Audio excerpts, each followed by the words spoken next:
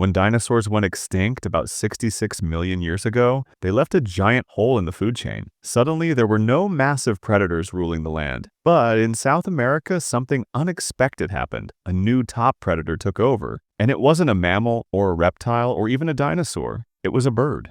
Now, these weren't your everyday birds. They couldn't fly. Instead, they had long, powerful legs for running and giant, hooked beaks built for killing. Scientists call them the Forus racidae family, but most people just know them as terror birds. Terror birds lived mostly in South America, from around 60 million years ago all the way up to about 2 million years ago. Most stood anywhere from 3 to 10 feet tall. The biggest one we know of, called Kelenken, had a skull almost 70 centimeters long, bigger than a horse's head. They weren't flyers, but they were built for speed and power. And those beaks? Perfect for grabbing prey and striking with crushing force. They could run fast, maybe up to 30 miles per hour, kind of like a modern ostrich. But unlike an ostrich, they were hunters. Instead of claws like a big cat, they used their beaks as weapons. One hard downward strike could break bones or knock an animal out cold. Most experts think they were ambush predators, hiding in bushes, then sprinting out to deliver a quick, deadly attack. They probably went after small mammals, reptiles, and other birds.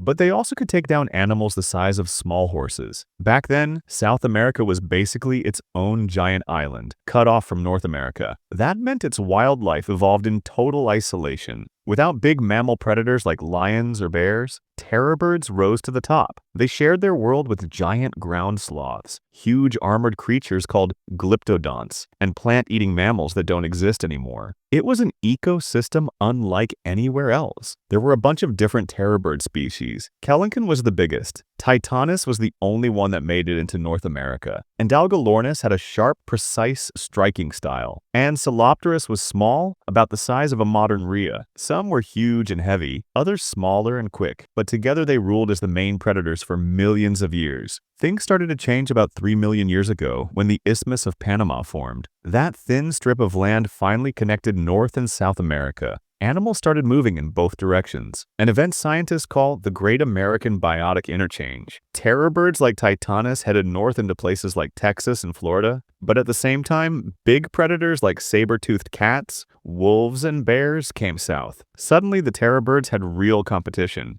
Over time, these new predators, plus changes in climate, probably made life tough for the birds. Their food sources might have gotten harder to find. They may have been hunted themselves. By about 2 million years ago, the terror birds were gone. Even so, their story is one of the most fascinating in prehistoric history. They prove that birds aren't just gentle seed eaters. They can take over the role of a top predator and keep it for millions of years. Their closest living relatives today are small South American birds called sirenias. They're tiny compared to their ancient cousins, but they still hunt on the ground, just like the terror birds did. So, next time you see a little bird dart across a field, think about this. Not so long ago in Earth's history, its ancestors were some of the fastest, fiercest hunters this planet has ever seen.